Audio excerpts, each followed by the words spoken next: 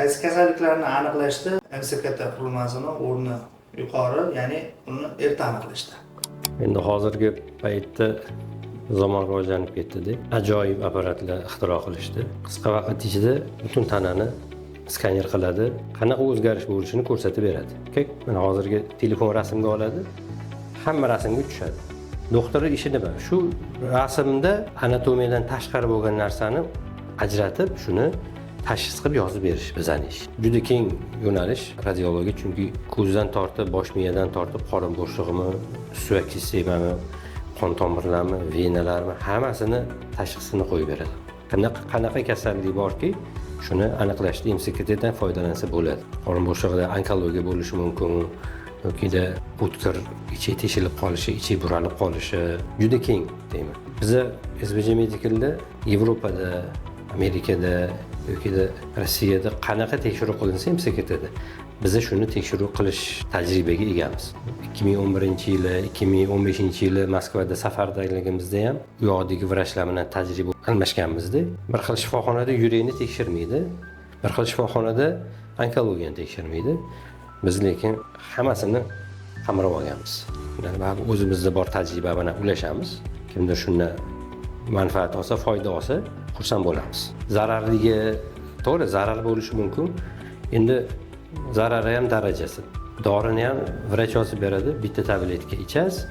Agar shuni 4 ta ichib olsa nima bo'ladi? 4 ta ichib olsa bo'ladi. Zarardan qochib bo'lmaydi. Mana hozir Yaponiyada bitta bemorga har yili check-up deydi, tekshiruv o'tkazib turadi. O'zini ishchilarini, xodimlarini onkologiya saratonni erta bosqichini aniqlash uchun. Kasallik aniqlangandan keyin ketadigan sarf xarajat bilan kasallikka oldini olishda ketadigan sarf xarajat juda katta. Yaponiya o'shaning uchun har bir fuqarosiga juda kam mablag' sarflanadi. Qolgan mamlakatlarda bu yuqori, O'zbekiston sharoitida hozirgi hamma shifoxonalarda yo'lga qo'yildi. Chet elga nisbatan bizda yuqori, chet elda foizi kamroq. Bir yilda bir tekshirtirib turiladi. Yosh kattaroq bo'lgandan keyin ayollar, erkaklar 6 oyda bir tekshiruvdan o'tib turilsa, maqsadga muvofiq bo'ladi. Kasallikka aniqlagandan ko'ra profilaktika bilan oldini olgan afzal. MSKT bo'yicha aytdik, necha yoshdan, o'sha necha yoshgacha belgilangan undan foydalanish. Bu yerda yosh chegarasi yo'q. Ma'lum bir muntazam bitta yosh chegarasi yo'q. Chunki Moskvada yurak qon tomir markazi Bakulevada malaka oshirganmiz. Akademik Leo Bakiriyada o'qiganmiz. Chaqaloqda yuragini ham tekshirishadi. Tug'ma yurak nuqsoni. O'sha yerda tajriba ortib qilganmiz. Bu yerga kelib ham O'zbekistonda, Toshkentda shu tekshiruvlarni qildik. Chunki bu tekshiruvsiz tashxis qo'ya olmaymiz. Shu tekshiruvsiz jarrohlik amaliyoti qilinmaydi. Apparat shunaqaki, zamonaviy apparatlarda to'qmani zichligiga qarab dozani pasaytirib tashlaydi. Chaqaloqda 80-90% suvdan iborat bo'ladi to'qmasi. O'shaning uchun doza juda kam beriladi. Bu yerda protokollarni kattalarniki bor va bolalarniki bor. Bo'lingan. Apparatda o'zi o'shani tanlab qo'yamiz, protokolni tekshiruv o'tkazib beradi. 3 sekund, 5 sekund, 7 sekund orasida. O'zimizda endi gap bor, ya'ni MSKT, MRT, rentgen apparatlarida tushdi, unda nurlanish ko'rsatkichi bor. MSKTning nurlanishi qanaqa ko'rsatkich insoniyat sog'lig'i uchun? Quyosh nurida ham nurlanish bor. O'zi aksariyat quyosh nurida o'lchansa 0.5 mumkin. 0.5 deyiladi. Undan oshig'i oshiq hisoblanadi. Chunki soat 11 dan 3-4 gacha bo'lgan paytda sayr qilmanglar degan tavsiya berishadi. Rivojlantiradi. Nimaga desa, nurlanish. Tekshiruvda bo'ladigan vaqt 3 sekund yo 7 sekund bo'ladi. Qisqa.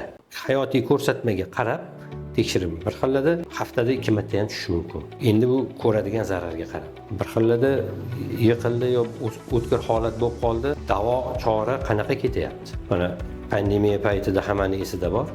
O'pka zararlandi, Covidda davo kor qilyaptimi, qilmayaptimi? Nima qilamiz? MSKT qilinadi. 10% mi davo qilindi, yana MSKT qilindi, endi 25%. Endi dorilarni kuchaytiriladi. Dorilar kuchaytiriladi. O'sha tashxis mezon bor, lekin yo'qotishdan ko'ra zarari ko'pidan ko'ra kamini tanlagan afzal hisoblanadi. Zarar qilmaydi, to'g'ri foydalanamiz. Bu bemorlar yoshlari 16 da ekan, 16 yoshli bemor qorinda o'ng taraf biqinda og'riq bilan keldilar. Doktorlarimizni ko'rib, appendisitni taxminiy tashxis qo'yildi. Endi hozir shuni aniqlashtirish uchun MSKda tekshiruvni qilganmiz. Bitta appendix o'sha cho'lchanchivon o'simtaga yot modda kirib qolgan, oqarib turgan kaloviy kamin bo'ladi. Ikkita mana. Bu yuqori boshlanishi o'rta qismi. Devorlari ham qalinlashgan. Atrofida shamollash belgilari bor, limfotugullar katta. Bu degani appendix degani operatsiyaga, jarrohlik amaliyotiga ko'rsatma. Kindik sohada ham kichkina churra bor. Popusnik grija deydi, kindik grijasi. Qisqacha ma'lumotlar shu.